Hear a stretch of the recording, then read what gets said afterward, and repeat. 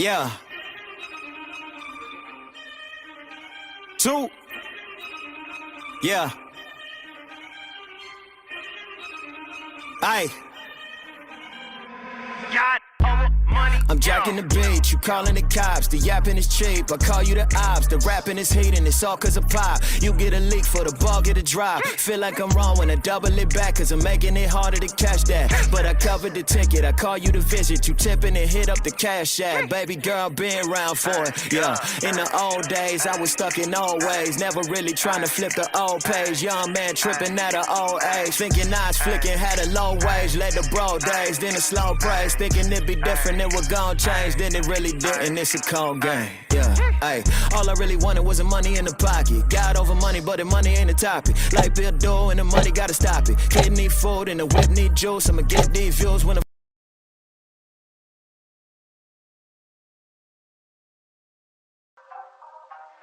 What's good, baby? It's your boy Dale. I'm back in the saddle again. Our motto is to buy, build. We already bought it already, so we already own it, free and clear. Refinance to long-term debt, cash flow. That is the motto. Cliff, man, is that a pretty strong motto, man? What do you think? Man, the model is strong. Like, you're getting each piece of the invest, right?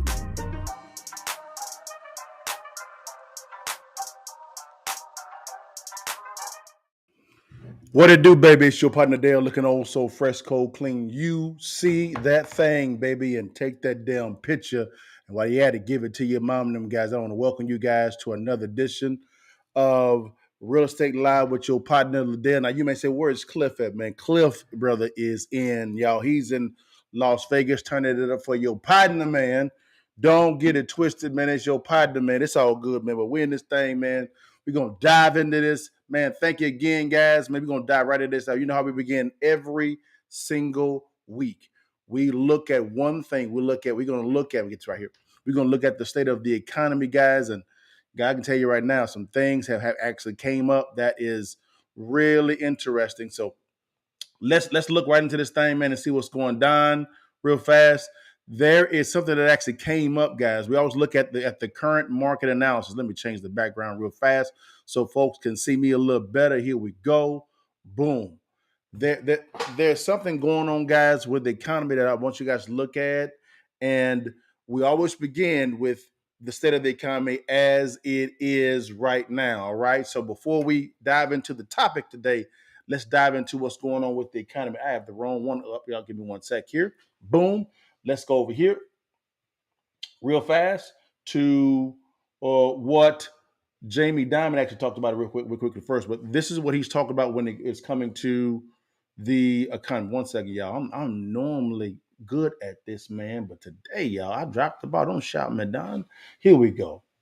There we go. Let's look into the current market analysis, and we're going to dive into realistically what's going on. Is Jamie Dimon, who is he's the president and CEO, chairman and CEO, I would say, of JP Morgan Chase Bank, actually has an interesting economic perspective of what's really going on. I want you guys to look at what's going on real quickly. We dive into it, and then we go to some other topics as well. Here we go. Let's see what's going on.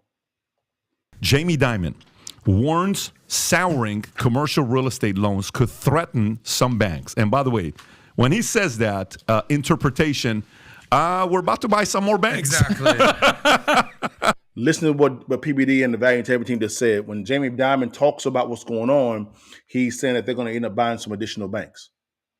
Okay, so in other words, there's some more bank failures coming, right? There's more bank failures coming. All right, let's get going. So JP Morgan Chase raises concerns about commercial real estate loans, cautioning that certain locations, office properties, construction loans could pose problems for banks. Dimon states the offside in this case will probably be real estate. It could be very isolated. It won't be every bank, despite historically low loan defaults. Dimon highlights the impact of rising interest rates and changes in the working environment on commercial buildings, especially in markets like San Francisco. He believes there will be a credit cycle, stating, my view is it will be very normal with the exception of real estate. Dimon advises banks to prepare for higher interest rates, urging them to plan for rates going as high as 6 or 7%. That's not something people in the real estate business want to hear. Tom, what other insight do you have on this story here? So again, guys, JP Morgan Chase, which is Jamie Dimon, who's really the voice, to be honest with you, when it comes to the economy, he is saying brace for impact. Number one, there's going to be a higher interest rates going up. That's not that's easy to understand because the Fed chairman talked about that as well. But number two, they're talking about buying some additional banks, guys. That's not good news economically at all, which means those smaller regional banks may end up falling down even more. But let's keep going. Let's see exactly what they're talking about. Here we go. Well, let's take it from the CEO office in the penthouse, and we'll take it all the way down to your house. First of all, let me translate for Jamie Dimon. I read it, and I was able to translate it. There are some failing banks that have some furniture that will look great in my office, and so it's basically what's about to happen. It's basically. For the last 9 months, J.P. Morgan has been basically like Batman. When Janet Yellen and the Fed are in trouble with banks and failing and everything, they turn on the bat spotlight, and Jamie Dimon comes to the rescue and helps them pick up the pieces of these banks by taking parts, assimilating them into J.P. Morgan, and then the rest of the things the depositors ended up being protected by the federal government because the deposit that was beyond FDIC limits, the government took care of it. But what Dimon is saying here is that he's saying it without being inflammatory. The banking crisis is not over because the interest rate crisis isn't over. And we all listen to that, guys. For the folk in the back row, the banking crisis is not over because the interest crisis is not over. Okay? Yo, it's not over. Again, this is the current market analysis according to not Liddell, Jamie Dimon, the chairman and CEO of JP Morgan Chase Bank, one of the biggest, if not the biggest bank in the world. Let's keep going, guys. Keep going. And we all know what's happening in commercial real estate. It's getting rough. And Ron, do you have, I sent you a follow-up email, which was the mortgage highest rate since early March. Take a look at this, PPD. Look at this. For people, if you happen to be driving and you can't see what's on the screen right now, it's a chart showing the interest rates, and we had a bump up at about 6.75% in February. Now we're about to have another bump up after we came off the spike, which was October, November. We were above 7, about 7 1/8. That's correct. And so the interest rates in homes are not going down. Even though we talk about the Fed, that maybe Jerome Powell has been up to see the cheerleader for the last time this year, and interest rates are going to be flat. What's really happening right now is the interest rates and mortgages are actually ticking up a little bit, and the houses are still not moving. Not at all. And we're going to be a lot of headlines over the course of the summer about things going on in banking. So it's still going to be tough for people to sell houses. It's going to be tough for people to get mortgages in new cities if your job moves and you're laid off and you have to go somewhere. And so it's going to be a long, hot summer, and you're going to see Jamie Dimon and JP Morgan Chase get bigger because there are going to be some small banks that were highly exposed to commercial real estate get clobbered. Is there any names? Listen. I'll have some names next week, but I know one name. Not any big names are out there. There's regionals. See, there's regionals that may do really well, like an IndyMac that does really well in Indianapolis. And so they did a couple large buildings in Indianapolis, and now those buildings have low occupancy rate, a troubled mortgage, and that's what knocks over a bank that is serving the local commercial market, because local commercial banks are tied to local commercial politicians, That's correct. tied to local, downtowns that are getting built. The national banks. Now, do you guys see why in the political climate locally is so important? Because a lot of local voices control what's going on in your city, county, state, town. Simple. Listen. Banks have less clout and interest on those than they have in broad-based consumer things like credit cards. If you're a buyer right now, commercial real estate, are you buying now? Are you waiting 6, 12, 18 months? What would you recommend on the commercial real estate side? The Oracle of Omaha says when it's raining outside, run outside with a wash tub. Yes. And I think by the end of the summer, it's going to be raining hard in commercial real estate. And if your business is in a position to move up, or you're able to grow or take advantage of space, I think you're going to have opportunities to do it right around Labor Day. Yeah, y'all. Interesting. He is not lying, guys. Come back to your partner, man. What he just shared with y'all, man, was so profound. He ain't lying. The commercial space has gotten really destroyed. I do mean destroyed, guys. Destroyed. And to be honest with you guys, I am ready. Your partner, we are ready. We getting ready, ready, ready. Now, my question to you is, are you getting ready? This is not according to Liddell. This is Jamie Dimon, Chairman and CEO of JP Morgan Chase Bank. And also, you heard the Oracle Omaha. He's talking about Warren Buffett. And so the elites, the financially astute, the sophisticated investors, what they're doing is they're getting everything ready to go. We'll talk. Just keep it 1,000 with you. But that is the current market analysis, not according to Liddell, according to JP Morgan Chase and with Jamie Dimon and Warren Buffett. Right now, guys, there's another thing that actually came out, guys, that really kind of caught my eye. In the state of California, the realtors are exiting the practice. Because a lot of realtors make a lot of money in California because of the sales process is so high. For those that don't understand how realtors work, typically a realtor makes 3% or more, depending on the agreed upon amount of a commission of a total sales price. So if you look at California, a lot of prices get sold, a lot of hot properties get sold at a higher price point, right? Which means the commission is going up.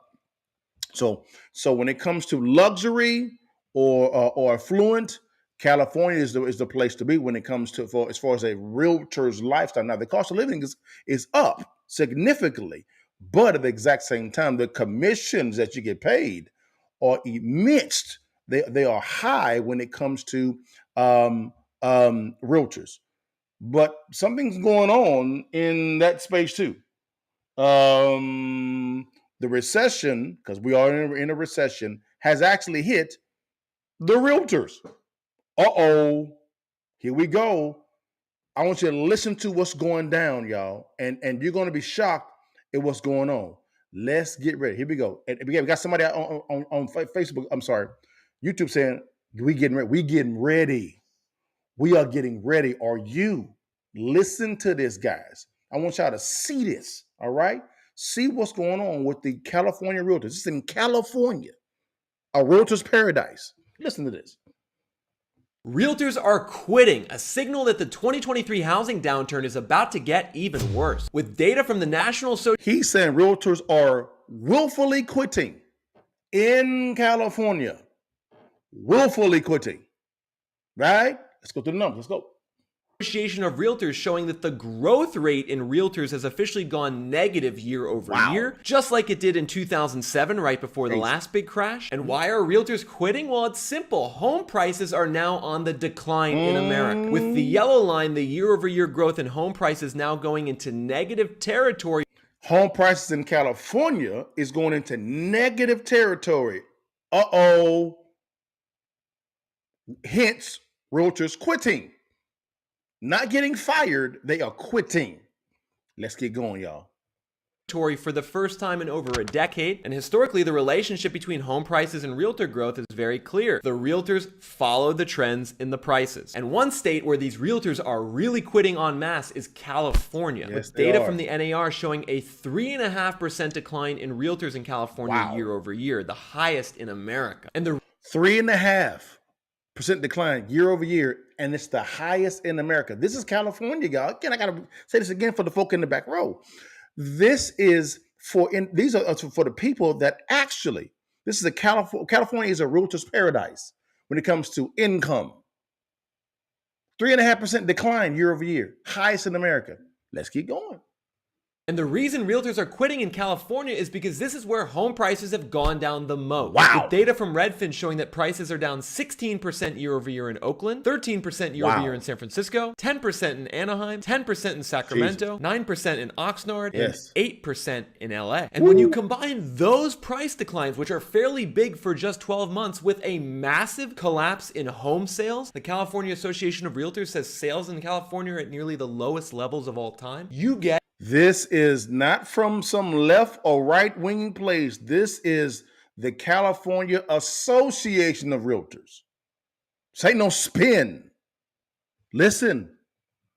collapsing commissions for realtors. I mean, these figures are insane. In the Bay Area, the average realtor is earning 49% fewer commissions today compared to a year ago. In Los Angeles, realtors are earning 38% fewer commissions. And in other West Coast markets like Seattle, Phoenix, and Vegas, commissions are down 30 to 40% as well. And I'm going to give you a crazy stat, everyone. Listen to this. Did you know that the average realtor in America only earns $58,000 per year in commissions based on current home prices and home sale activity? That $58,000 is one of the lowest levels for realtor commissions ever adjusted for inflation. $58,000 per realtor is well below the long-term average, and it's well below the good times we saw in 2021 during the pandemic when the average realtor was earning $95,000 in inflation-adjusted terms, or in 2003, 2004 when they were earning $100,000 in inflation-adjusted terms. We're going to see probably the part-time ones drop off first, and we're going to see the lowest full-time earners drop off next. And in 3 to 4 years' time, we could see a 30% reduction in the number of realtors, which would bring the total number of realtors in America down from around 1.5 million closer to this 1 to 1.1 million level. That's a big drop, y'all. Especially because we're now seeing another big problem surface in the housing market, and that's the fact that mortgage rates are now surging again. Last week, I talked about how they were up to 6.8%. Well, now, according to Mortgage News Daily, they're up to almost 7% on the 30.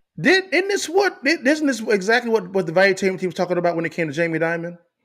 Isn't there something? He's mimicking what they actually said before, right? Let's keep going, y'all. Year fixed mortgage rate, which is a huge blow to the summer 2023 housing market because buyers were already struggling to afford payments and qualify for mortgages. Well, now it just got a whole lot harder because when you take these higher mortgage rates and combine them with today's home prices, you can see that the cost to buy for the average home buyer in America is nearly $2,700 a month, including mortgage, interest, taxes, insurance, and maintenance, which is at an all-time high level and way higher than the median cost to rent in America, which is $8. So, guys, remember what I was saying? There's 3 strategies in real estate that's going to be very popular. You're going to see why in a second. I'm going to explain what that is in a second, right? I got you, partner, got you, man. But he's talking about the cost to actually get a mortgage now it says it's higher because the interest rate is high, but it's going to continue to go up. But wages are. Let's keep going, y'all. Oh, I'm sorry, y'all. Woo-wee. $1,850. So long as we see the cost to buy so much higher than the cost to rent, we're not going to see any type of meaningful recovery in home buyer demand in America, which is a big problem for sellers in the housing market for the rest of 2023. Because a lot of these sellers, they're being stubborn, they're not listing, and if they are listing, they're listing high. Well, they were doing that on the assumption that there'd be a recovery in home buyer demand and a turnaround and that mortgage rates would go back down. Most sellers have an invest to hope strategy. Invest and hope strategy. That's what they have. You're seeing that evident in what he's talking about. Just keep going, guys. But no, mortgage rates aren't going back down. And many of these sellers who are listing way too high right now, they're going to be forced to cut the price because the dollars and cents in the housing market just don't make sense the regular home buyer right now. A reality that's borne out by the already near record low levels of home buyer demand in America. I mean, folks, I want you to take a look at this graph because it's shocking to say the least. Look at this. Mortgage applications to buy a house over the last 15 plus years. What do you notice? Well, in mid-May, before this big increase in mortgage rates, mortgage applications to buy a house were down 26% year over year. They were down by more than 50% from their peak in 2021. And they were basically at the lowest level in the last 2 decades. But folks, I got to address a question I think a lot of you are already thinking about. You're saying, well, wait a minute, Nick. Why is it that when I still go to an open house in my neighborhood, I see bidding wars? It doesn't feel like the housing downturn is getting worse. It doesn't feel like realtors are quitting. It doesn't feel like we're at record low levels of buyer demand. Why is that? And that has everything to do with inventory. Seller listings and for sale inventory is still restrained, partially due actually to higher mortgage rates. And that's creating the perception that this is still a buoyant housing market. With data from Realtor.com. Again, perception, invest and hope strategy. You're seeing how dumb that strategy is. We almost done, y'all. Hope you got your pen and pads out, guys, because I'm going to give you some game here in a second. Let's keep going. Showing that the 564,000 homes on the market today are roughly half of what the pre-pandemic level of inventory was, closer to 1.1 million. So we need another 500,000 homes to show up on the market before we're going to start to see substantial improvement in affordability. Now, How are we going to get another 500,000 homes? Well, folks, there's a lot of different ways we could get 500,000 houses. There's over 12 million homes that are owned and sitting vacant right now. If only 5% of those owners of vacant homes sold, we would. He said 12 million homes are owned and sitting vacant. 12 million homes. I want y'all to see me and look at me in my face. 12 million homes in the U.S. are sitting vacant. Take that in. Take that in. Take that in, guys. Take that in. I understand. Take it in. I understand. 12 million homes. 12 million homes, guys. 12 million homes. This is, guys. Whoo! He gave y'all some game, guys, that was off the chain, guys, again. So he gave you the California realty standpoint. Then he also listed a couple other states as well also. Then he went to the home buyer and seller perspective, guys. I hope you got some notes down, guys. And I want to culminate that by saying this here.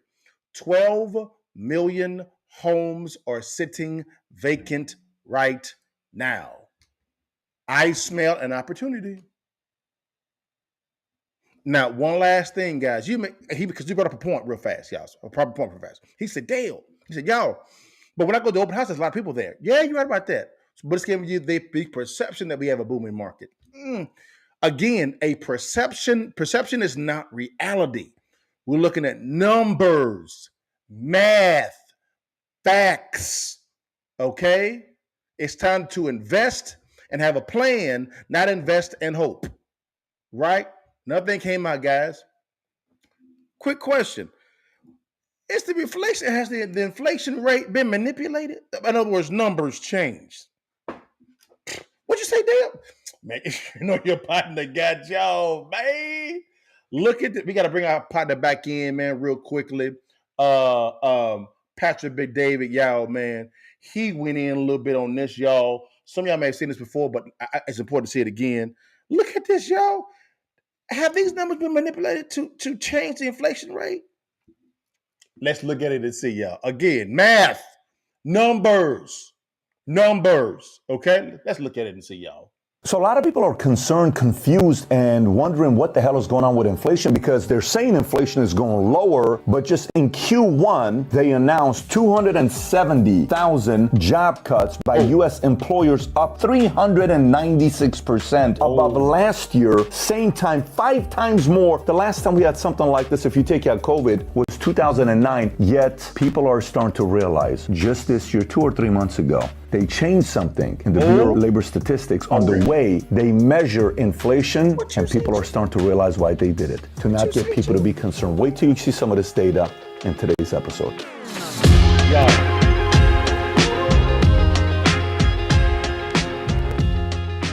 Do y'all see the title of that? Government gaslighting on the inflation numbers. Man, did they change some stuff, y'all? Did it change stuff, man? Let's see. Let's move forward real fast. See what's going down, y'all. Let's move forward real fast. All right, here we go. Boom. Here we go. Let's see what's going on. Here we go. Shout out to our sponsor funding owners, business owners, $100,000. Find that want to consider equity them as this a is special sponsored, steps to guys. secure Gotcha. funding growth. They're telling us inflation today is 6.5%, give or take. Okay. Inflation's fine at 6.5%. It's not really as bad. See, am I right? Am I right, guys? We've been told by the so-called experts on TV, and other people that inflation is 6.5%. Interesting. We finna see what's really going on. Again, on this one, we do numbers, facts, evidence, right? Not spin. Here we go.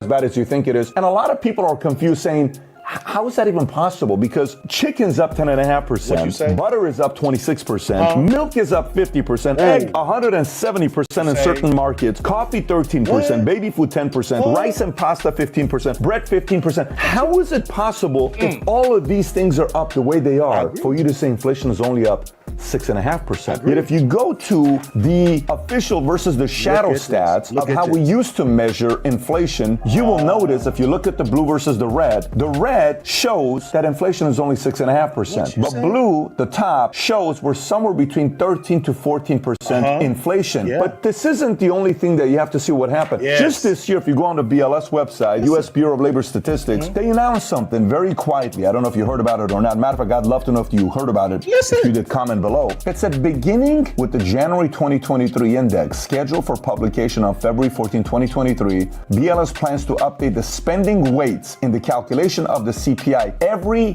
year instead of every 2 years. So you may What you say, Chuck? Huh?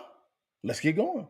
say, I don't get it. What's the big deal with that? Let me explain to you what the big deal of this and just kind of see the optics. If you look at the historical rates, we're just going to go back 5 years. Do you see that? How it goes January, February, March, all the way down to December and the years. So the old way of measuring inflation, let's just look at February of 2023. It says it's 6%, right? So if we do the old way of how much inflation is higher, you would measure it from 6% to February of 2021. And they would have to say inflation is up 4.3%. Than what it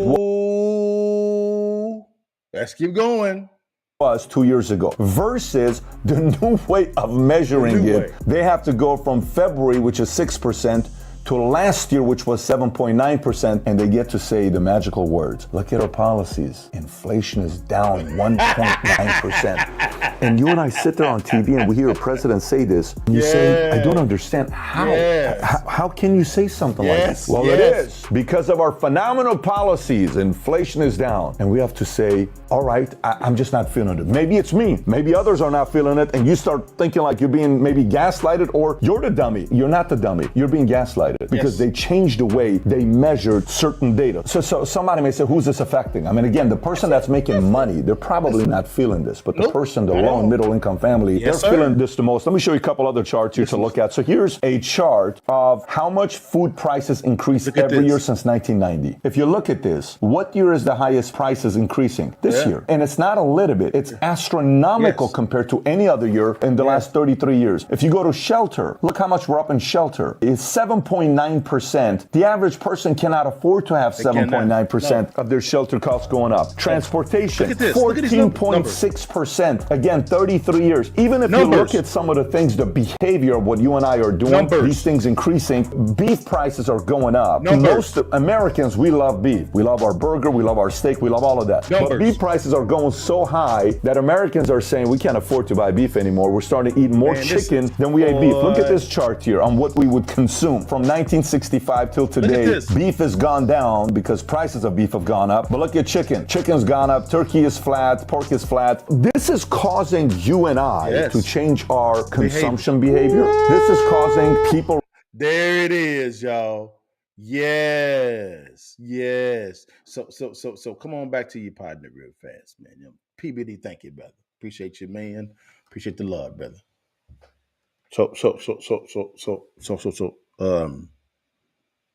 We changing calculations now. So what we doing? So we can turn around and lie to the people, right? I'm just wondering. Just wondering. So that people can say our policies is actually working. This is what an invest and hope strategy gets to you. You're easy to lie to. Again, guys, numbers, math, evidence, not spin, not gaslighting. These are facts. Right? So, guys, where's the economy going, guys, is the question, man. I'm going to rock with Jamie Dimon, Patrick Bet-David, Warren Buffett, you know what I'm talking about, Tom Ellsworth, he's with the Valuetainment team, right? You saw him talk, you know what I'm saying? With the U.S. labor and statistics with them actually changing stuff. This smells like them changing definitions too. I'm going to rock with them. They are actually planning for the bottom to fall out. They meaning J.P. Morgan Chase and Warren Buffett. So am I as well. We don't have an invest and hope strategy. We have we have a plan and invest strategy because we're making decisions based off numbers, math, right? So, guys, it's gonna get worse. Um, by Labor Day, we're gonna have a drastically different economy, drastically different, and not in a bad way.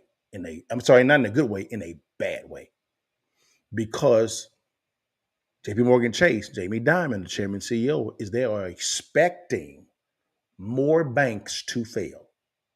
They're expecting this. Realtors are quitting in California. The cost of capital is going up. And you have the government changing calculations to show you a lie. So, what are you going to do? What are you going to do? Now, you know, your partner, man. I don't give y'all just bad news. You know, man. One of the questions that I get a lot of times when it comes to real estate guys is this here. Ladale, what strategy is the best strategy? Should I do a wholesale strategy? Should I do a fix and flip strategy? Or should I do a rental strategy? Well, what I say is this here. I say this here. We have a comment also on YouTube, guys. It says, kind of like they changed the standard of a recession. Exactly. But for those that actually have an invest and hope strategy, they'll fall for it every time.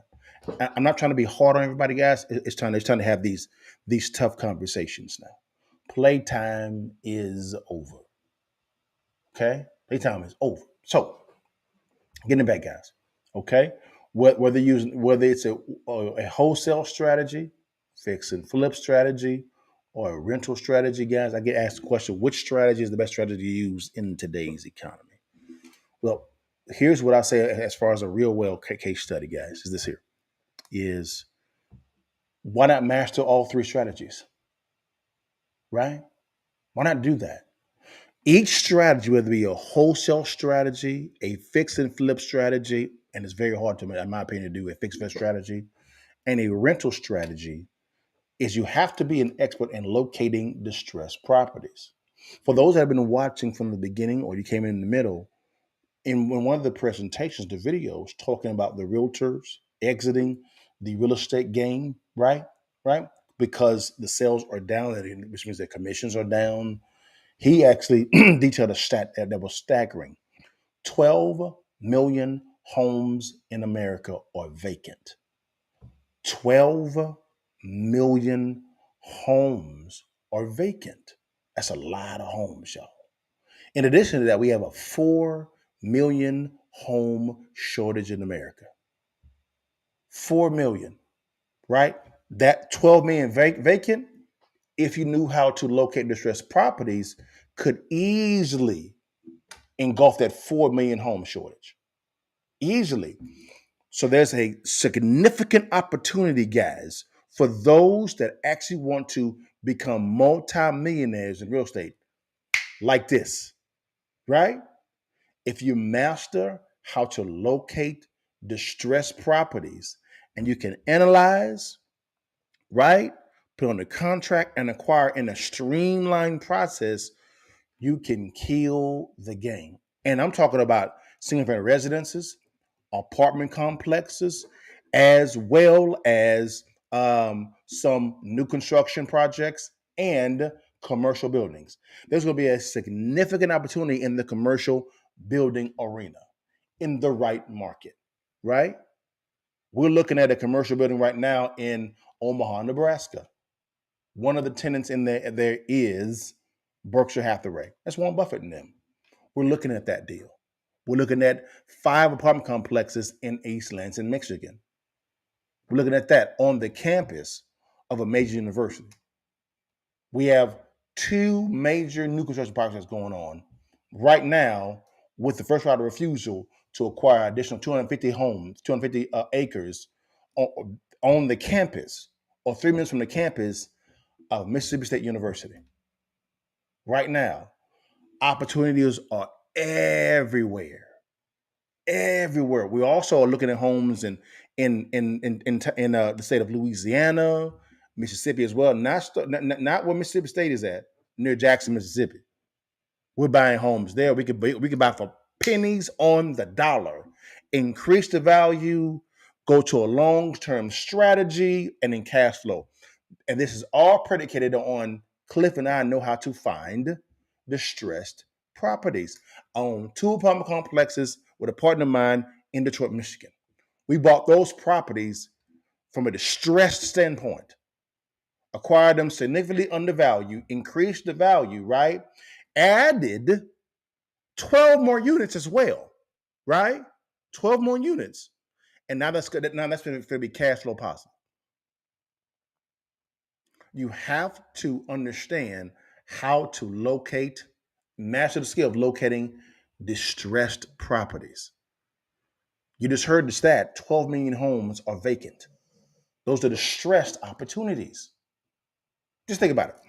What if you were to get out of that 12 million, guys? Let me do this here real fast.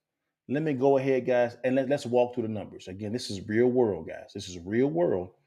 Let's walk through the numbers real fast, all right? Walk through the numbers. 1 second. Let me bring my old trusty calculator up real fast, y'all. 1 sec here, y'all. Boom. Share that, boy. Boom. Here go the calculator. Y'all see it. Y'all see it. Right? Let me get rid of this here. Now, watch this, guys. Remember, there's 12 million homes he was talking about that were vacant, right? Owned by somebody, but they're vacant. Watch these numbers.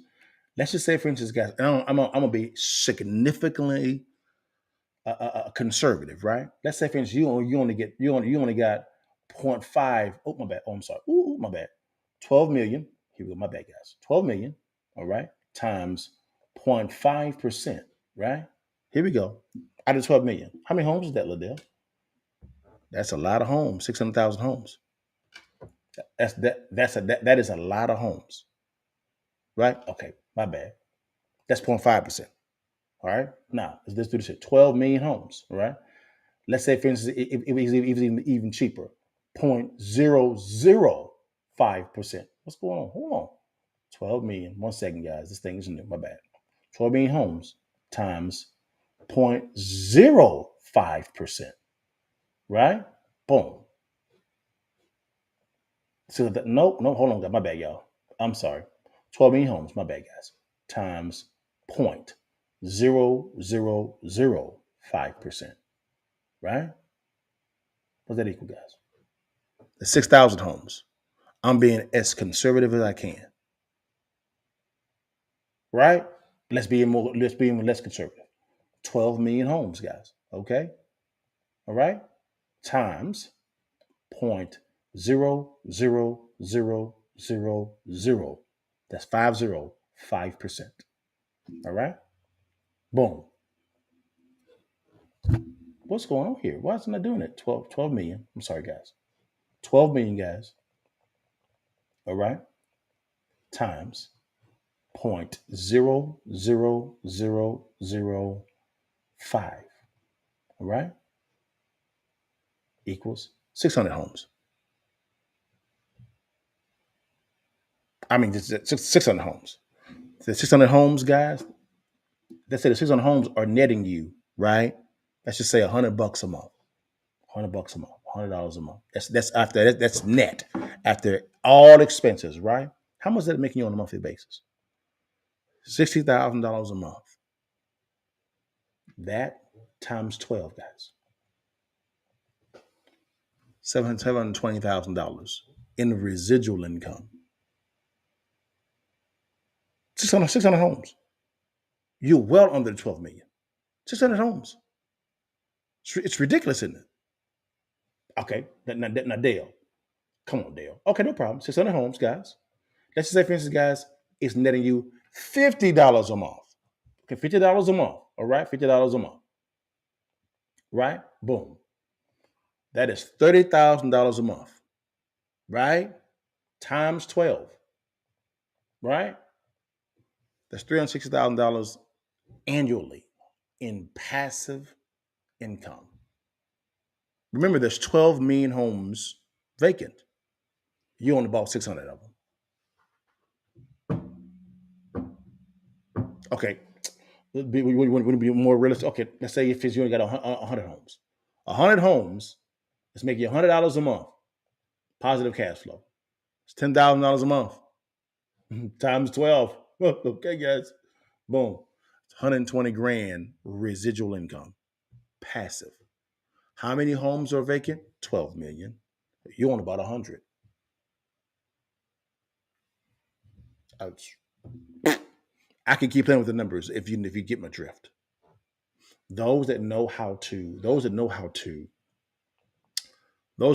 master the art of locating distressed properties will easily buy over 100 homes. Easily. I own more than 100 units in my balance sheet right now, as it is right now. That was in a competitive market, but I mastered the art of locating distressed properties. Right. So, guys, Cliff and I have made it extremely easy for you to be able to do this. Those that master the art of locating distressed properties will easily acquire those 12 million homes nationwide. So that's all I want to do with y'all today, man. When I saw that information, guys, I just said, man, I got to share it with the people, man. So, guys, man, thank you so much for your time, guys. But here's a little bit of a thing I want you guys to see real fast, y'all. Video that I actually made, guys, talking about this exact same thing. Again, here we go. Good, guys, it's your partner, and y'all, it is here, guys. You've asked for it, and your partners have delivered the real estate course on how to locate distressed properties in your town in today's economy. Now, what do you get in this course? Well, you get a day-to-day blueprint on how to locate the exact databases that actually have a list of these distressed properties. And we also include a bonus strategy as well, also to where you can actually get a list directly in your town by calling a certain number. All right, guys. Number two, once you locate these properties, you're going to have to understand how to market to gain the attention of the sellers of these properties so you can begin to negotiate. We give you an actual blueprint on how to get that accomplished. And number three, we also give you access to our cash flow analyzer. This is the exact spreadsheet that we use to vet every single multi-million-dollar transaction that we actually acquire, whether it be a single-family residence, a commercial property, or an apartment complex. And guys, you get all that for the cost of $97. That's the entire cost for the entire course. Just $97. Click on the link below, swipe up, or DM me. I'm ready.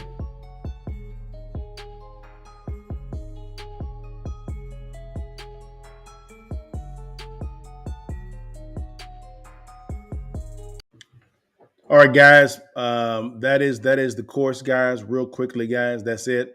Well, man. Again, I gotta say this again. For those that know how to locate distressed properties, once you master that art, you will never, ever, ever at all be looking for a property at all because you have so many deals coming in. But guys, thank you so much for your time. God bless you, man. Now, you know how I end it every time, guys. And I know y'all never get tired of me saying this. It's all good, baby. Before you leave, and while you can, you see your partner looking better than you. Now take that damn picture and give it to your mom and them. Now say it with your chest, man. And holla at your partner. Guys, have a good weekend. Make it great. Peace. God give thanks. Bless God, give thanks. Bless God, give thanks. Bless God, give thanks.